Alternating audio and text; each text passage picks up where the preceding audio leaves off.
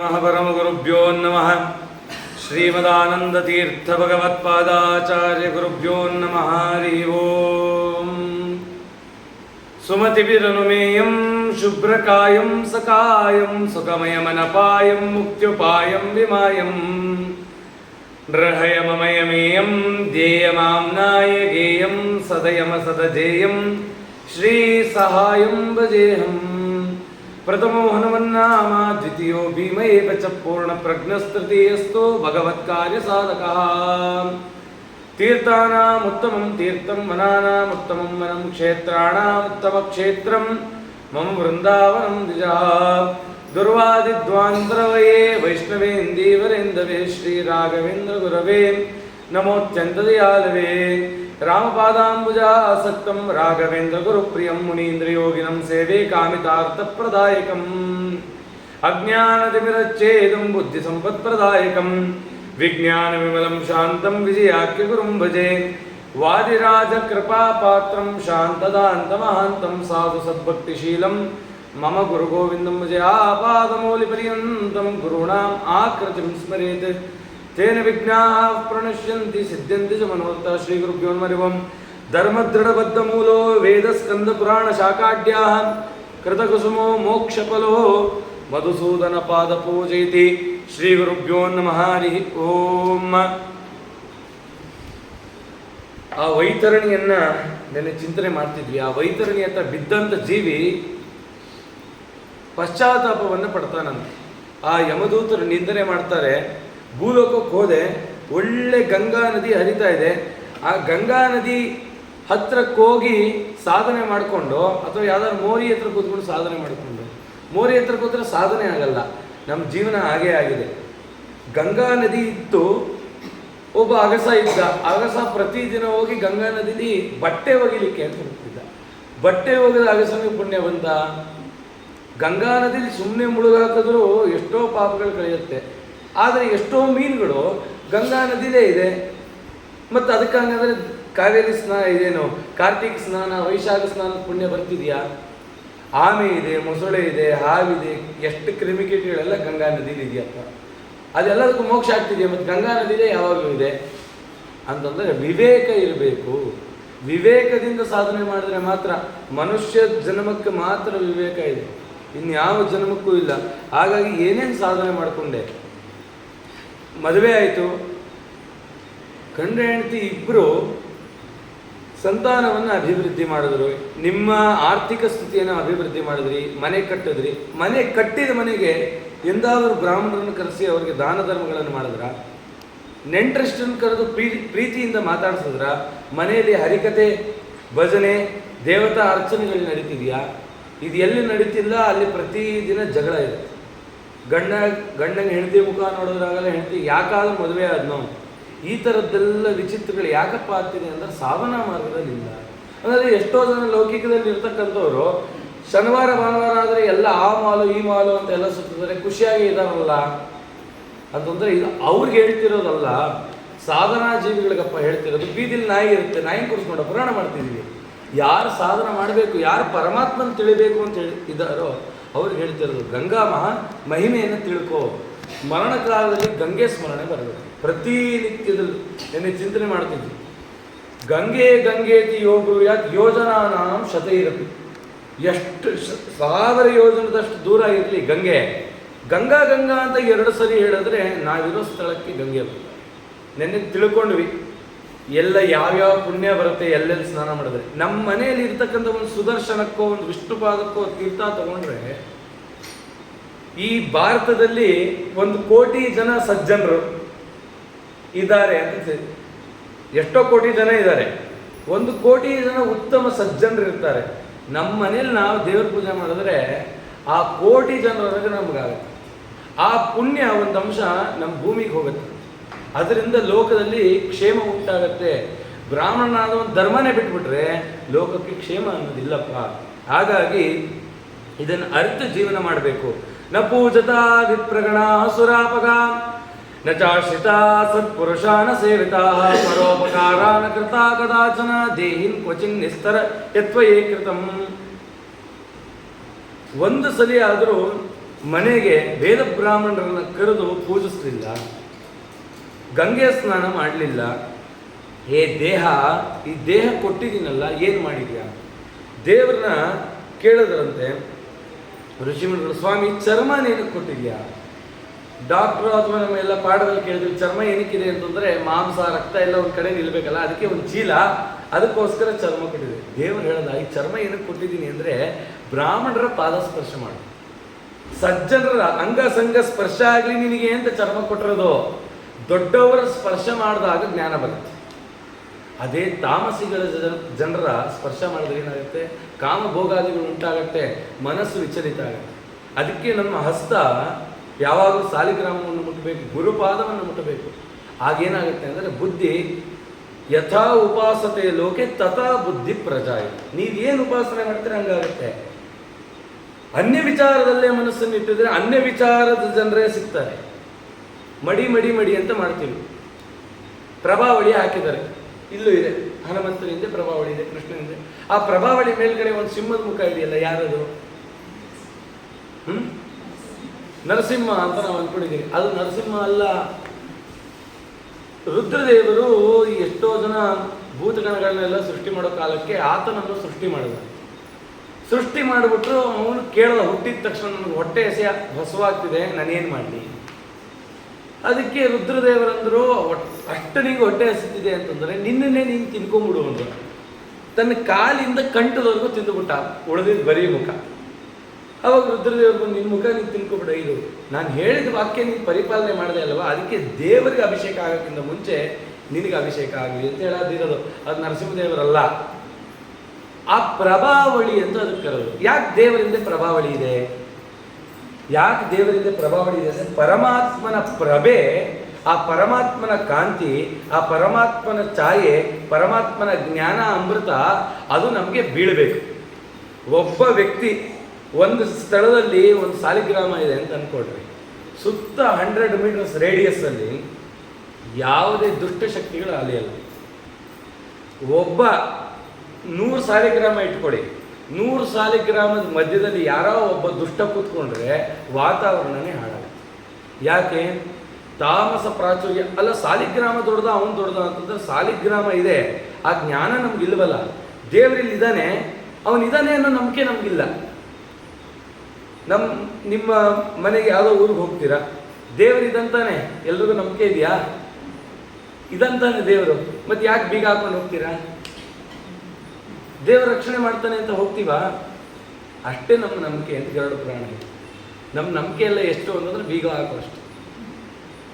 ಆ ದೃಢವಾದ ನಂಬಿಕೆ ಎಲ್ಲಿ ತನಕ ನಮ್ಗೆ ಬರಲ್ಲ, ಅಲ್ಲಿವರೆಗೂ ನಮಗೆ ಈ ಮಾರ್ಗ ತಿಳಿಯಲ್ಲ. ಹಾಗಾಗಿ ಸಜ್ಜನರು ಸಹವಾಸ ಮಾಡಬೇಕು, ಉತ್ತಮರನ್ನ ನಾವು ಉತ್ತಮರ ಕಾಲನ್ನು ಹಿಡಿಬೇಕು. ಜಲಾಶಯೋ ನೈವ ಕೃತೋ ಹಿ ನಿರ್ಜಲೇ ಮನುಷ್ಯ ಹೇತೋ ಪಶು ಪಕ್ಷಿ ಹೇತವೇ ಗೋವಿಪ್ರವೃತ್ಯರ್ಥಂ ಅಕಾರಿಣಾಣ್ವಪಿ ದೇಹಾನ್ ಕ್ವಚಿನ್ ನಿರಸ್ತ ಯತ್ವಯಾ ಕೃತಂ.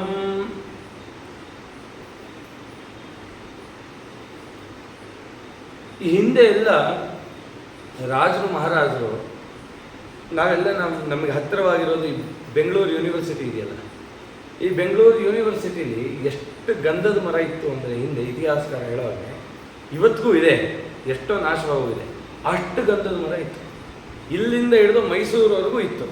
ಮೈಸೂರು ಅರಸರು ಬೆಂಗಳೂರು ನಡ್ಕೊಂಬರೋ ಕಾಲಕ್ಕೆ, ಯಾಕೆಲ್ಲ ಬರಬೇಕಲ್ಲ, ಜನ ಎಲ್ಲ ಸಂಚಾರ ಮಾಡ್ತಿದ್ರಲ್ಲ, ಆ ಕಾಲಕ್ಕೆ ಸೀಬೆ ಹಣ್ಣಿನ ಮರ, ನೇರಳೆ ಹಣ್ಣು, ಎಷ್ಟೋ ಮರಗಳನ್ನ ಇಟ್ಟಿದ್ರಂತೆ. ಅನೇಕ ತಟಾಕಗಳನ್ನೆಲ್ಲ ನಿರ್ಮಾಣ ಮಾಡಿದಂತೆ. ಯಾಕೆ?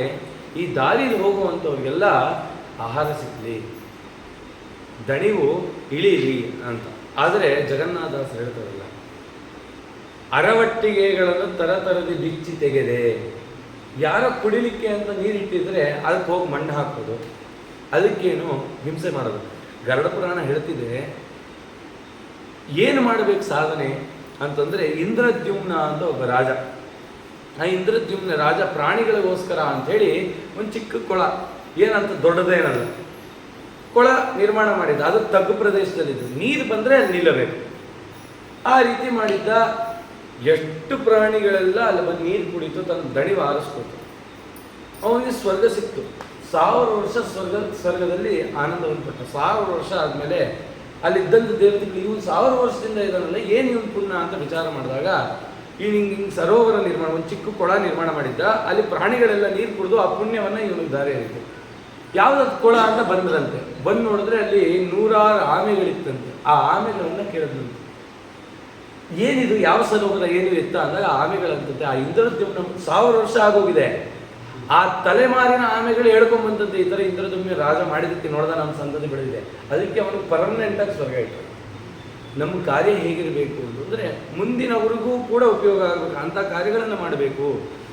ಗೋಬ್ರಾಹ್ಮಣರ ಸೇವೆಗಳನ್ನು ಮಾಡಬೇಕು. ನೀನು ಮಾಡಿದ್ಯಾ ಅಂತ ಪ್ರಶ್ನೆ ಮಾಡ್ತಾರೆ. ಈ ಥರದ್ದೇನಾದ್ರು ಮಾಡಿದ್ಯಾ? ಪಶು ಪಕ್ಷಿಗಳಲ್ಲಿ ದಯೆಯನ್ನು ತೋರಿಸಿದ್ಯಾ? ನೋಡಿ, ಅದು ಹೇಳಿದ್ದಾರೆ. ಬೇಸಿಗೆಗಾಲ ಬಂತು ಅಂತಂದರೆ ಒಂದು ದೊನ್ನೆಲೋ ಏನೋ ನಿಮ್ಮ ಮನೆ ಹೊರಗಡೆ ನೀರಿಡ್ರಿ, ಯಾವುದೋ ಪಕ್ಷಿನೋ ಒಂದು ಅಳಿಲು ಬಂದು ತೊಗೊಂಡೋಗುತ್ತೆ, ಆ ಪುಣ್ಯ ನಿಮಗೆ. ಹಾಗಾಗಿ ಅವೆಲ್ಲ ಮಾಡಬೇಕು ಅಂತ ಹೇಳಿದೆ. ಅರವಟ್ಟಿಗೆಗಳನ್ನು ಇಡಬೇಕು ಅಂತ ಈ ಕಾಲಕ್ಕಿಲ್ಲ. ಜಲಾಶಯವನ್ನು ನಿರ್ಮಾಣ ಮಾಡಬೇಕು. ನೋಡಿ, ಒಬ್ಬ ವಿಶ್ವೇಶ್ವರಯ್ಯ ಅವರು ಇರಲಿಲ್ಲ ಅಂತಂದ್ರೆ ನಮ್ಮ ಬೆಂಗಳೂರು ಜನರಿಗೆ ಏನಾಗ್ತಿತ್ತು. ಅದಕ್ಕೆ ಹೇಳ್ತಾರೆ, ನೀವು ಯಾವುದನ್ನೇ ಒಂದೇನೋ ನಿರ್ಮಾಣ ಮಾಡಿ. ಈ ಮಂದಿರ ಯಾರೋ ಒಬ್ಬರು ಫ್ಯಾನ್ ಕೊಡಿಸಿದ್ರು, ಇಲ್ಲಿ ಕೂತ್ಕೊಂಡು 10 ಜನರು ಆ ಗಾಳಿಯನ್ನು ಸೇವನೆ ಮಾಡಿದ್ರೆ ಅದು ಅವನ 10 ತಲೆಮಾರಿನ ಆ ಫ್ಯಾನ್ ಕೊಡಿಸಿದ್ದು ಅದಕ್ಕೇನೊಂದು 3,000 ರೂಪಾಯಿ ಆಗಿರ್ಬೋದು. ಆದರೆ ಗಾಳಿ ಸೇವನೆ ಮಾಡ್ತಿದ್ದೀವಲ್ಲ ನಾವು, ಅವನ 10 ತಲೆಮಾರಿಗೆ ಆ ಪುಣ್ಯ ಹಂಚುತ್ತೆ. ಅದಕ್ಕೆ ದೇವಾಲಯಗಳಿಗೆ ಏನಕ್ಕೆ ನಾವು ನಮ್ಮ ಕೈಲಾಗಿದ್ದಂಥ ಪದಾರ್ಥಗಳನ್ನು ಕೊಡಬೇಕು ಅಂತಂದರೆ 10 ಜನರಿಗೆ ಅದು ಉಪಯೋಗ ಆಗುತ್ತೆ. ಹಾಗಾಗಿ ಅದನ್ನು ಕೊಡಬೇಕು ಅಂತ ಈ ರೀತಿ ವಿಚಾರ ಹೇಳ್ತಾರೆ. ಬಾತುರ್ಮಯ ನೈವ ಕೃತಂ ಹಿತಂ ವಚ ಪತಿವ್ರತಂ ನೈವ ಕದಾಪಿ ಪಾಲಿತಂ ನ ಗೌರವಂ ಕ್ವಾಪಿ ಕೃತಂ ಗುರುಚಿತಂ ದೇಹಂ ಕ್ವಚಿನ್ನಿಸ್ತರಯತ್ವಯಾಕೃತಿಂ. ಸ್ತ್ರೀಯರಿಗೆ ಹೇಳ್ತಾ ಇದ್ದಾರೆ, ಗಂಡನ ಹಿತವಚನಗಳನ್ನು ಪಾಲಿಸದೆ ಹೋದ್ವೆ, ಪಾತಿವ್ರತ್ಯವನ್ನು ನಾವು ಕಾಪಾಡಿಕೊಳ್ಳಿಲ್ವೇ, ಶ್ರೇಷ್ಠ ಗುರುಗಳು ಸಿಕ್ಕಿದಾಗ ಅವರಿಗೆ ಗೌರವಿಸಲಿಲ್ವೇ, ಇಂಥ ದೇಹವನ್ನು ನಾನು ನಿಷ್ಫಲವಾಗಿ ಮಾಡಿಕೊಂಡಲ್ಲ ಅಂತ ಹೇಳ್ತಾ ಇದೆ. ಅದರಲ್ಲಿ ಸ್ತ್ರೀಯರಿಗೆ ಅನೇಕ ವಿಚಾರಗಳನ್ನು ಹೇಳ್ತಾ ಬರ್ತಾರೆ. ಪತಿವ್ರತಂ ನೈವ ಕೃತಂ. ಪತಿವ್ರತೆ ಆಗಿರ್ತಕ್ಕಂಥವಳು ಗಂಡನ ಸೇವೆ ಮಾಡಿದ್ರೆ ಮಾತ್ರ ಪತಿವ್ರತೆ ಆಗಲ್ಲ, ಅತ್ತೆ ಮಾವಂದಿರ ಸೇವೆ ಮಾಡಬೇಕಂತ. ಅವರ ಹಾಕೊಟ್ಟಂಥ ಆದೇಶಗಳನ್ನು ನಡೆಸಬೇಕಂತ. ಅದಕ್ಕೆ ಗರುಡ ಪುರಾಣ ಹೇಳ್ತಿದೆ, ಇವತ್ತು ಸೊಸೆ ಆದವಳು ಮುಂದೆ ಅತ್ತೆ ಆಗ್ತಾಳೆ ಅಲ್ವಾ. ಹಾಗಾಗಿ ನಿನಗೆ ಮತ್ತೆ ಅದೇ ಸ್ಥಿತಿ ಬರುತ್ತೆ. ನೀನೇನೇನು ಮಾಡಿದ್ಯೋ ನಿನ್ನ ಕರ್ಮ ನೀನೇ ತಿನ್ನಬೇಕು. ಎಚ್ಚೆತ್ಕೊಂಡಿರೋ. ಅತ್ತೆ ಆದವಳು ಸೊಸೆ ಮನಸ್ಸನ್ನು ನೋಯಿಸಬಾರ್ದು, ಸೊಸೆ ಆದವಳು ಅತ್ತೆ ಮನಸ್ಸನ್ನು ನೋಯಿಸಬಾರ್ದು. ಅದಕ್ಕೆ ಪುರಂದರದಾಸ ಹೇಳಿದ್ರು, ಬುದ್ಧಿ ಮಾತು ಹೇಳಿದರೆ ಕೇಳಬೇಕಮ್ಮ ಮಗಳೇ, ಶುದ್ಧಳಾಗಿ ಗಂಡನೊಡನೆ ಬಾಳಬೇಕಮ್ಮ. ಯಾಕೆ ಗಂಡು ಮಕ್ಕಳಿಗೆ ಹೇಳಿಲ್ವಾ?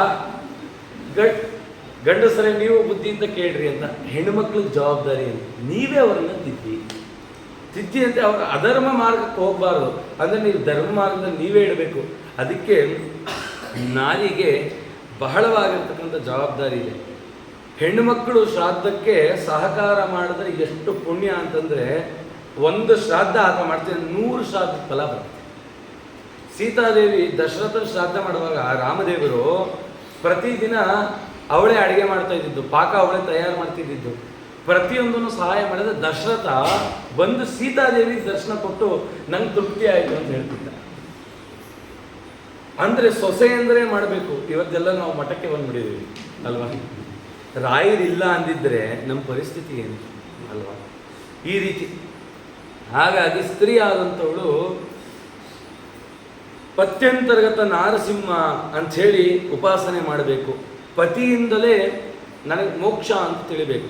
ಪತಿಯನ್ನು ನಿಂದನೆ ಮಾಡ್ತಿದ್ಲು, ಪತಿಯನ್ನು ತಿರಸ್ಕರಿಸಿ ನಾನೇನೋ ಒಂದು ಧರ್ಮ ಮಾಡ್ತೀನಿ ಅಂತಂದರೆ 1000 ಜನ್ಮ ವಿಧವಾ ಜನ್ಮ ಬರ್ತದೆ. ಮದುವೆ ಆಗಿ ಕೆಲವೇ ಕಾಲದಲ್ಲೇ ಗಂಡ ತೀರೋಗುವಂಥ ಒಂದು ಅವಸಾನ ಬರುತ್ತೆ. ಅಂಥದ್ದು ಮಾಡಬೇಡ್ರಿ ಅಂತ ಹೇಳ್ತಾ ಇದ್ದಾರೆ. ಯಾವ ಸ್ತ್ರೀ ತನ್ನ ಪತಿಯನ್ನು ತ್ಯಜಿಸಿ ಅನ್ಯ ಪುರುಷನನ್ನು ಸೇರ್ತಾಳೋ ಅವಳ ಇಡೀ ಕುಲವೇ ವಿಧವಾ ಕುಲ ಆಗತ್ತಂತೆ. ಅವಳು ಜನ್ಮಕ್ಕೂ ಉದ್ಧಾರ ಆಗೋಕ್ಕಾಗಲ್ಲ. ಎಷ್ಟೋ ಜನ ಮಾಡ್ತಾರೆ, ಗಂಡನನ್ನು ತ್ಯಜಿಸ್ತಾಳೆ, ಎಲ್ಲೋ ಹೋಗ್ತಾಳೆ, 10 ಮದುವೆ ಮಾಡ್ಕೋತಾಳೆ. ಇವತ್ತು ನಾವು ನೋಡ್ತಾ ಇದೀವಲ್ಲ, 2-3 ಮದುವೆ ಮಾಡ್ಕೊತಾ ಇದ್ದಾರೆ. ಅವಳು ಅಗ್ನಿ ಸಾಕ್ಷಿಯಾಗಿ ಮೊದಲು ಮದುವೆ ಆಗಿರ್ತಾಳಲ್ಲ, ಅವಳು ನಾಳೆ ಅವಳಿಗೂ ಮರಣ ಅನ್ನೋದು ಬರುತ್ತೆ. ಅವಳು ಯಾವತ್ತಿಗೆ ಸೇರ್ತಾಳೆ? ಅತ್ತೆ ಮಾವಂದ್ರ ಮಹಾತ್ಮೆ ಹೇಳ್ತಾ ಇದೆ. ಇವತ್ತೆಲ್ಲ ಏನು ಮಾಡ್ತಾ ಇದ್ದೀವಿ ಅಂದರೆ, ಕಲಿಯುಗದಲ್ಲಿ ಗಂಡನಿಗೆ ಹೇಳ್ತಾರಂತೆ, ನಿಮ್ಮ ಅಪ್ಪ ಅಮ್ಮನ್ನ ಯಾವುದಾದ್ರು ಅನಾಥಾಶ್ರಮಕ್ಕೆ ಸೇರಿಸೋ, ನಮ್ಮ ಅಪ್ಪ ಅಮ್ಮನ ಕರ್ಕೊಂಡ್ಬರ್ಬೇಕು, ನಮ್ಮ ಅಪ್ಪ ಅಮ್ಮನ ನಾನು ನೋಡ್ಕೋಬೇಕು, ನಿಮ್ಮ ಅಪ್ಪ ಅಮ್ಮನ ಎಲ್ಲರೂ ಹೊರಗಟ್ಟು. ನಂಗೆ ಅದೆಲ್ಲ ಗೊತ್ತಿಲ್ಲ ಏನು ಮಾಡಿ.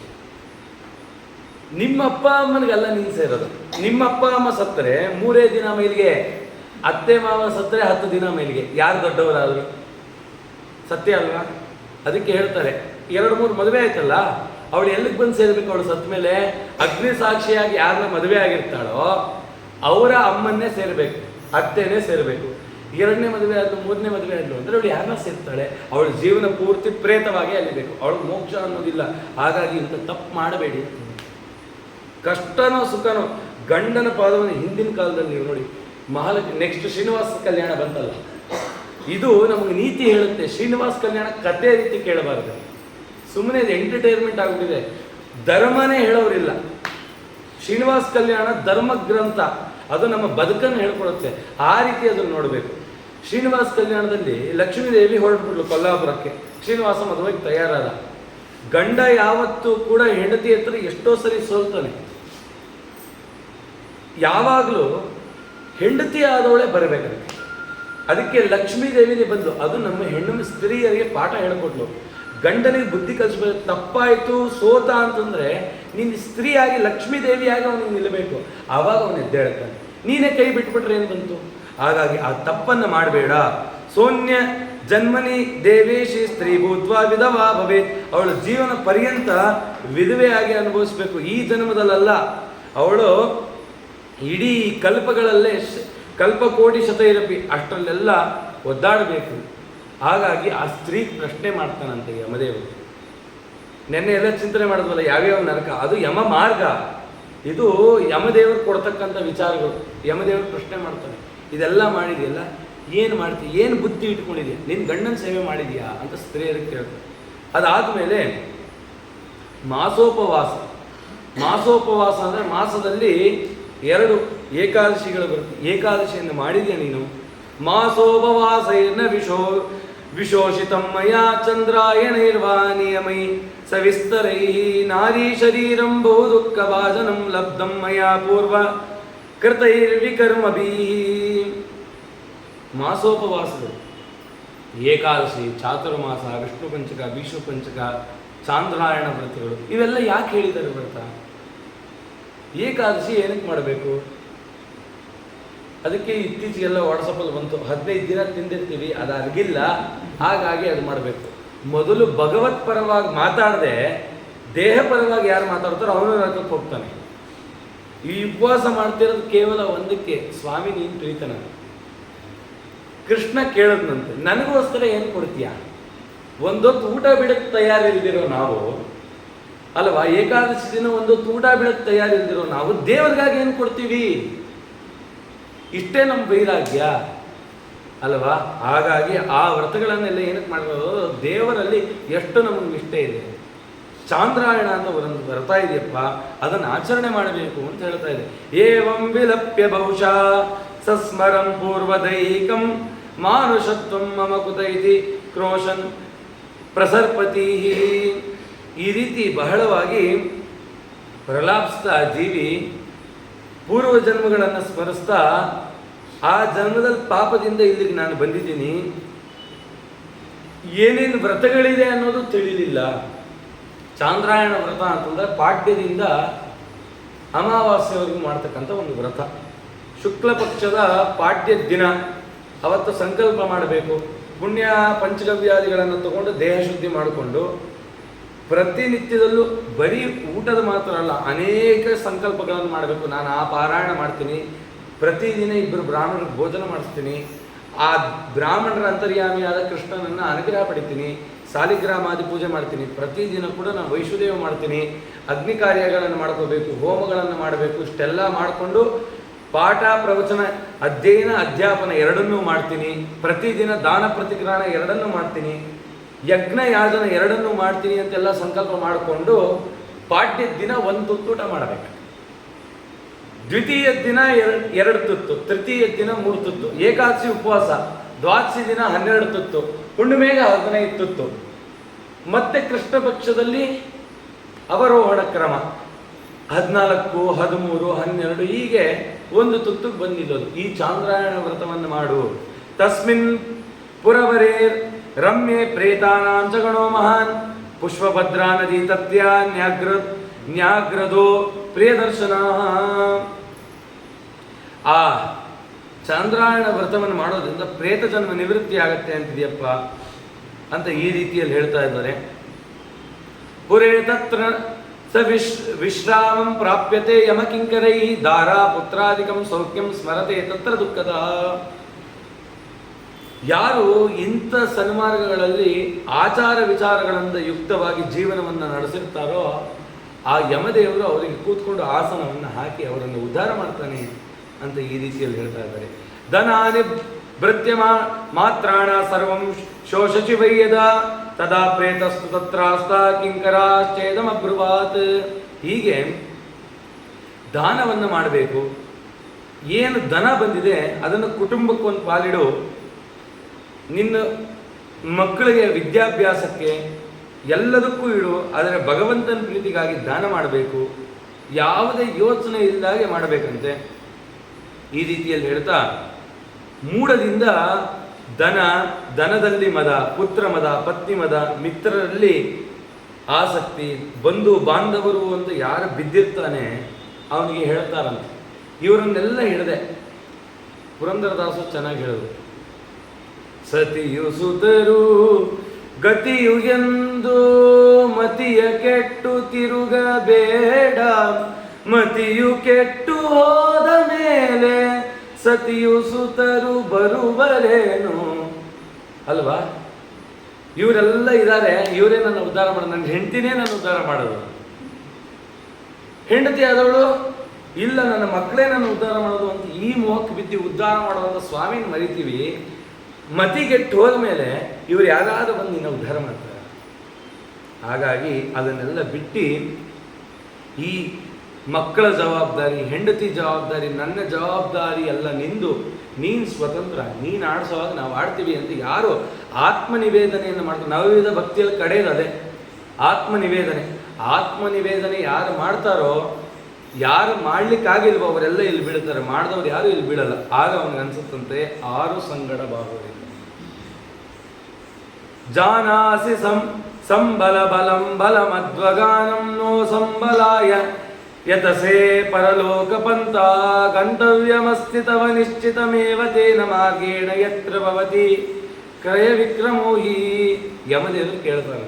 ಇವ್ರಿಗಾಗಿ ಆಸ್ತಿ ಮಾಡದೆ ವಾದಿರಾಜ ಸ್ವಾಮಿಗಳು ಹೇಳ್ತಾರೆ, ನಮಗಾಗಿ ತೆಗೆದಿಟ್ಟಿದ್ದು ಪರರ್ಗಂತೆ, ಪರರ್ಗಾಗಿ ಕೊಟ್ಟಿದ್ದು ನಮಗಂತೆ. ಏನಿದ್ರ ಅರ್ಥ? ಯಾರೋ ಮನೆ ಹಿಂದ್ಗಡೆ ಹೋದ, ಚಿನ್ನ ಬೆಳ್ಳಿ ಇತ್ತು, ನನ್ನ ಹೆಂಡತಿ ಇದ್ದರೆ ಯಾವಾಗಲೂ ಕೇಳ್ತಾಳೆ ಅಂತ ಭೂಮಿ ತೊಳ್ದ, ಅಲ್ಲಿ ಹೂತಾಗ್ದ, ಮಗ ಅವನು ಹೂತಾಗ್ದ. ಅದು ಗೊತ್ತಿಲ್ಲ, ಅದು ಯಾವುದೋ ಪಾಲಾಯಿತು. ಅವನೇನು ದಾನ ಧರ್ಮ ಕೊಟ್ಟಿದ್ನಲ್ಲ ಅದೆಲ್ಲ ಅವನಿಗೆ ಆ ಯಮಪುರಕ್ಕೆ ಹೋದಾಗ ಬಂತಂತೆ. ಏನು ಹೇಳಿದೆ, ಸೂರ್ಯ ಪ್ರತಿಯೊಂದು ಲೆಕ್ಕಾಚಾರ ಇಟ್ಟಿರ್ತಾನೆ. ಹಡೆದ ತಂದೆ ತಾಯಿಗಳು ಅಗ್ನಿ ಸಾಕ್ಷಿಯಾಗಿ ಮದುವೆ ಆದಂಥ ಹೆಂಡತಿ ಮೃತ ಆದರೆ ಗಂಡ ಅವನನ್ನು ಮುಟ್ಲಿಕ್ಕೆ ಎದುರ್ತಾಳಂತೆ. ಮುಟ್ಟಕ್ಕೆ ಭಯ ಆಗುತ್ತೆ ಶರೀರ. ಮಗನಾದಂಥವನು ಏನು ಮಾಡಬೇಕು ಅಂತ ಅರಿವಾಗಲ್ಲ, ಕೂತು ಬಿಡ್ತಾನೆ. ನೆರೆದಿರ್ತಕ್ಕಂಥವರೆಲ್ಲ ಟೈಮ್ ಆಯಿತು, ಊಟಕ್ಕೆ ಟೈಮ್ ಆಯಿತು, ಹಿತ್ತಲ ಕಸಕ್ಕಿಂತ ಕಡೆಯಾಯಿತು ಈ ದೇಹ. ಇವತ್ತು ಶುಕ್ರವಾರ ಕಸ ಬಿಸಾಕಕ್ಕೆ ಬೇಡ ಅಂತ ಕಸನಾದ್ರೂ ನಮ್ಮ ಮನೆ ಹಿತ್ತಲಲ್ಲಿ ಇಟ್ಕೋತೀವಂತೆ. ಟೈಮ್ ಆದರೆ ಮನೆ ಹೆಣವನ್ನೇ ಇಟ್ಕೊಳ್ಳೋದು.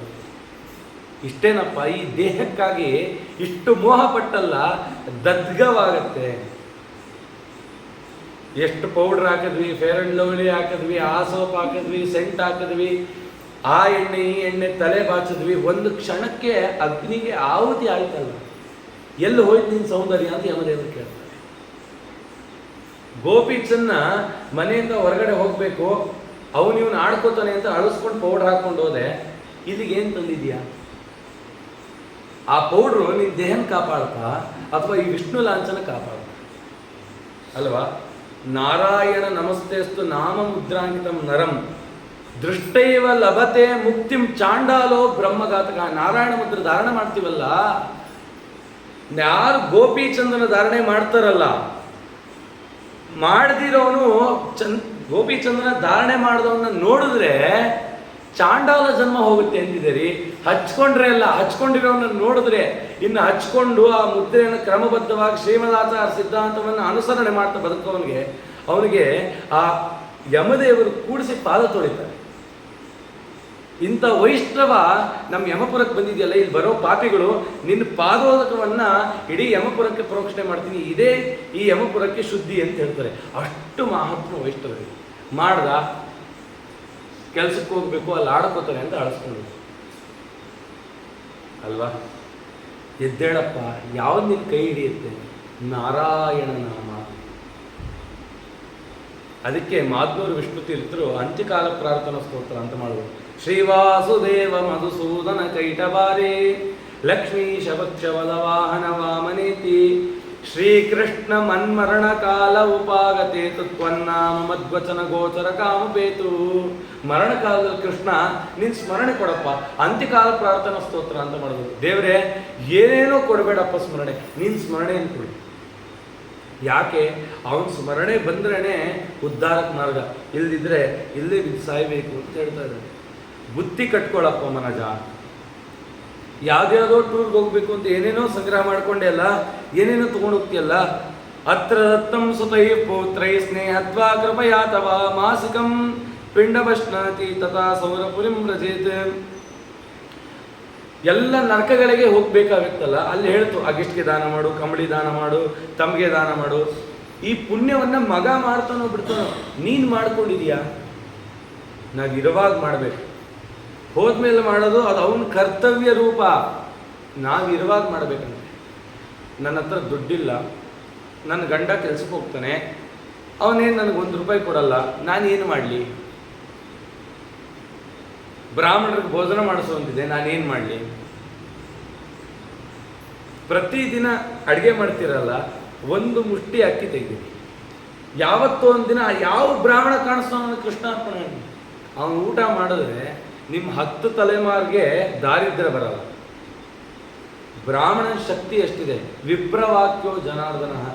ಗ್ರಹಗತಿಗಳೆಲ್ಲ ಇದೆ, ಜಾತಕ ನೋಡಬೇಕು. ಅದು ಯಾವ್ದಾರು ಒಬ್ಬ ಗುರುಗಳಿರಲಿ, ನೋಡಪ್ಪ ನಿನ್ನ ಮಗಳನ್ನ ಇವನು ಕೊಟ್ಟು ಮದುವೆ ಮಾಡು, ಅವನು ಚೆನ್ನಾಗಿರ್ತಾನೆ ಅಂತ ಹೇಳಿ ಆ ವಿಪ್ರ ಯಾವ ಜಾತಕ ಯದ್ವಾ ತದ್ವಾ ಇದ್ರೂ ಆ ಬ್ರಾಹ್ಮಣ ನುಡಿದಂತ ನಡೆಯುತ್ತೆ. ಯಾವ ಗ್ರಹಗಳು ಬ್ರಾಹ್ಮಣನ ಸೇರಿಲ್ಲ. ಯಾಕೆ? ಆ ಗಾಯತ್ರಿ ಸಿದ್ಧಿ. ಹಾಗಾಗಿ ಅಂಥ ಬುದ್ಧಿಗಳನ್ನು ಕಟ್ಕೊಂಡಿದೀಯಾ? ಸರಿ, ನಿನ್ನ ಮಗಳು ಇದ್ಲು, ಮಗಳಿಗೆ ಕನ್ಯಾದಾನ ಮಾಡಿದೆ. ಆ ಕನ್ಯಾದಾನ ಮಾಡಿದೆ, ಆ ಪುಣ್ಯವನ್ನೇನು ಮಾಡಿದೆ? ಆ ಪುಣ್ಯ ನಿನ್ನ ತಿರ್ದೇ ತಾನೆ ಕೃಷ್ಣಾರ್ಪಣ ಅಂತ ಹೇಳ್ದ. ಪ್ರತಿದಿನ ಮಕ್ಕಳಿಗೆ ಎದ್ದು ಸ್ನಾನ ಮಾಡಿಸಿದ್ರಿ, ಮಕ್ಕಳು ಮೊಮ್ಮಕ್ಕಳು ಸ್ನಾನ ಮಾಡಿಸುವಾಗ ಈ ಮಗುವಿನ ಅಂತರ್ಯಾಮಿಯಾದ ಕೃಷ್ಣ, ಆ ಯಶೋದೇನೋ ಕೃಷ್ಣನಿಗೆ ಹೀಗೆ ಮಾಡಿಸ್ತಿದ್ಲೇನೋ, ಈ ಮಗುಗೆ ಮಾಡಿಸ್ತಾ ಇಂಥ ಆನಂದ ಕೊಡ್ತಿದ್ಯಲ್ಲಪ್ಪ ಸ್ವಾಮಿ, ಈ ಪುಣ್ಯ ನಿನಗೆ ಕೃಷ್ಣಾರ್ಪಣ ಅಂತ ಎಂದಾದ್ರೂ ಹೇಳಿದ್ದೀರಾ?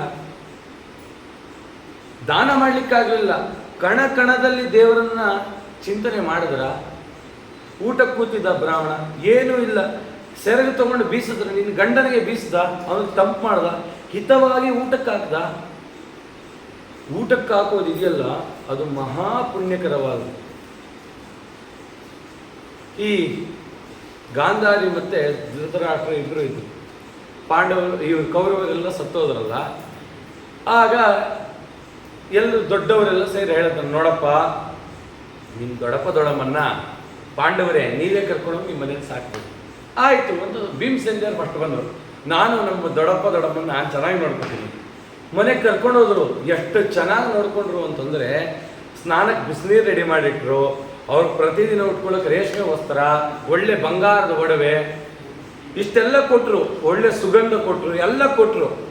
ಊಟಕ್ಕೆ ಕೂಡಿಸುವಾಗ ಧರ್ಮರಾಜನ ಭೀಮಸೇನ ದೇವರು ಅಂದ್ರಂತೆ, ಇವ್ರಿಗೆ ನಾನೇ ಊಟಕ್ಕೆ ಬಡಿಸ್ಬೇಕು, ಅದೊಂದು ಮಾತ್ರ ನನಗೆ ಬಿಡು, ಇನ್ನು ಮಿಕ್ಕಿದ್ದೆಲ್ಲ ನೀವು ಮಾಡಿ.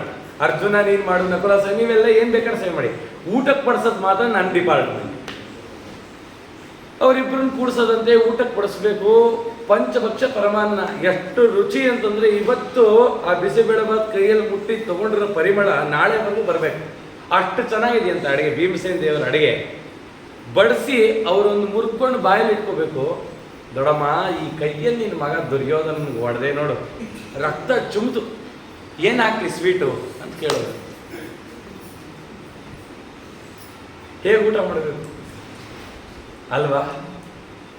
ಆಮೇಲೆ ಒಂದಿನ ಕೇಳಲ್ಲಂತೆ ಗಾಂಧಾರಿ, ಯಾರೋ ಆಚಾರ ಬಂದಿದ್ರಂತೆ, ಯಾಕೆ ಹೀಗೆ ಮಾಡ್ತಿದ್ದಾನೆ ಅಂತಂದ್ರೆ, ನೋಡು ತಾಯಿಯಾಗಿ ನಿನ್ನ ಮಗನಿಗೆ ಬುದ್ಧಿ ಹೇಳಿದೆ ದುಷ್ಟತನವನ್ನು ಬೆಳೆಸ್ತಲ್ಲ, ಅದಕ್ಕೆ ಕಾರಣ ನೀನೇ.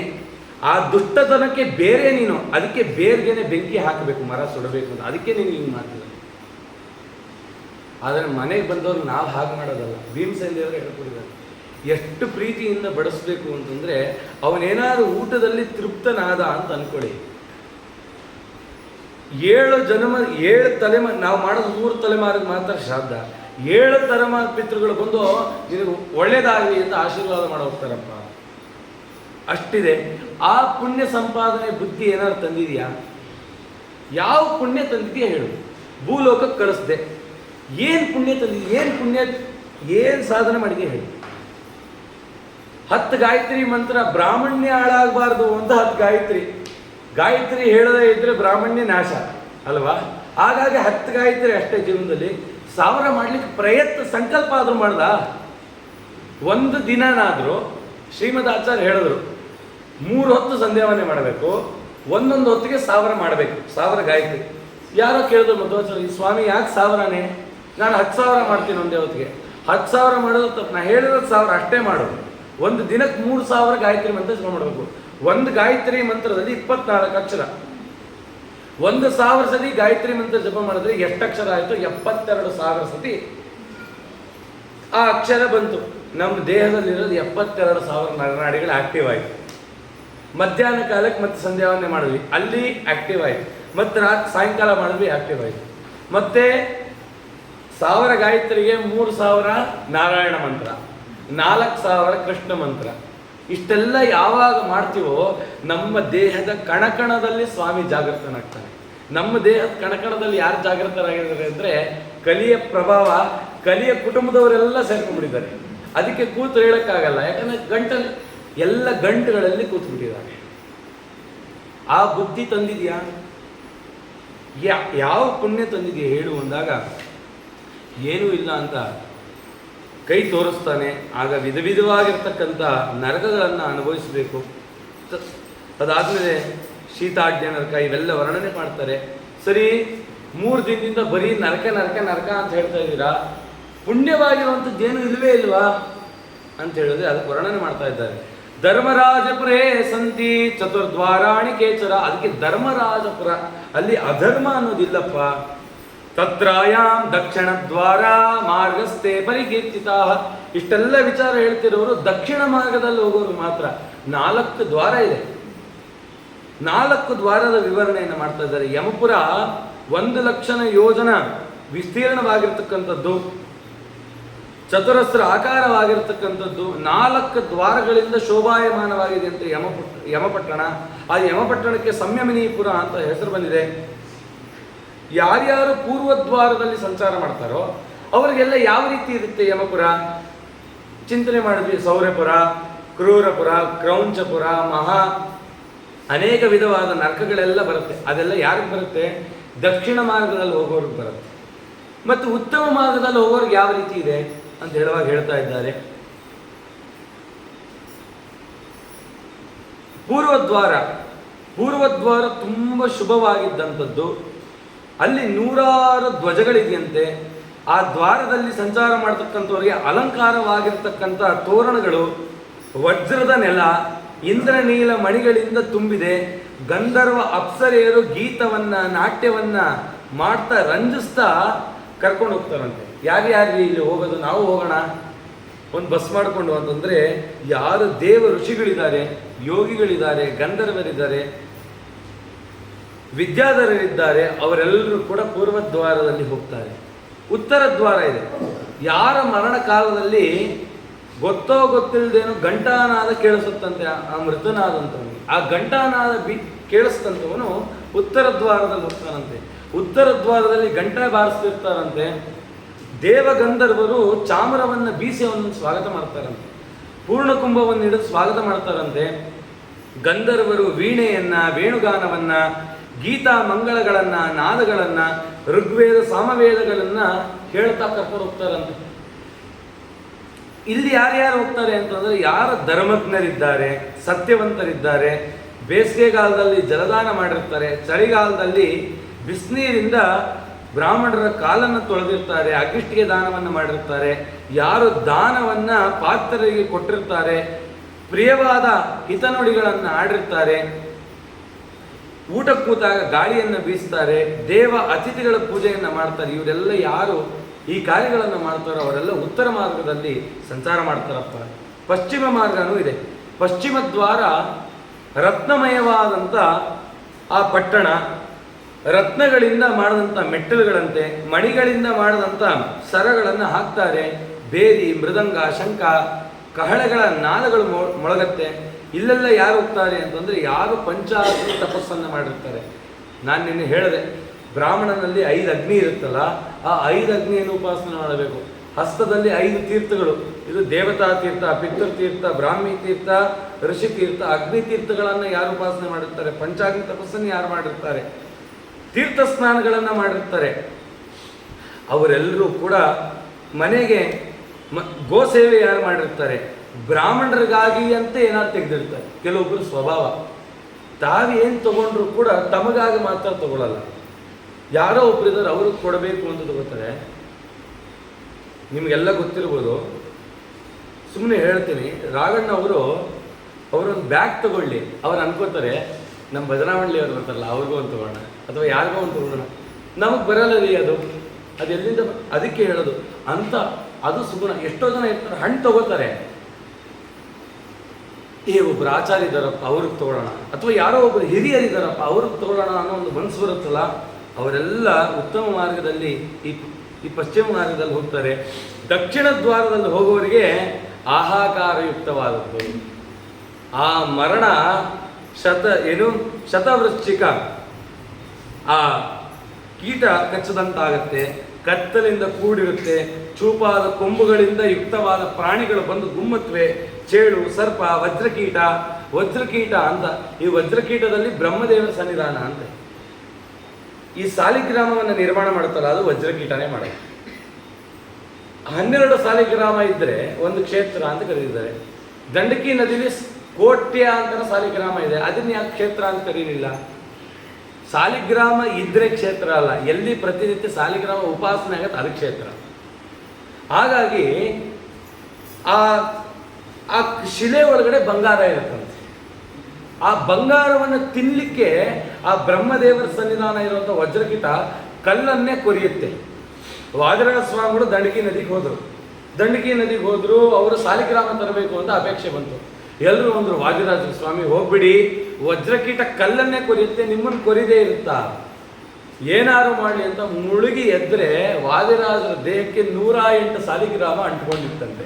ಅದನ್ನೆಲ್ಲ ತೆಗೆದು ತಿರುಪತಿ ಶ್ರೀನಿವಾಸ ದೇವರಿಗೆ ಮಾಲೆ ಮಾಡಿಕೊಟ್ಟ ಅಂತ. ವಜ್ರಕೀಟ ಆ ಯಮಮಾರ್ಗದಲ್ಲಿ ಇದೆಯಂತೆ. ದೇಹವನ್ನು ಕೊರೆದು ತಿನ್ನುತ್ತಂತೆ. ಈ ಥರ ಇದೆ. ತೋಳುಗಳಿದೆ, ವ್ಯಾಘ್ರ ಇದೆ. ವ್ಯಾಘ್ರವಾಗಿರ್ತಕ್ಕಂಥ ಸಿಂಹ, ಕರಡಿ, ನರಿಗಳು, ಕಾಡಗಿಚ್ಚು ಇವೆಲ್ಲ ಇದೆ.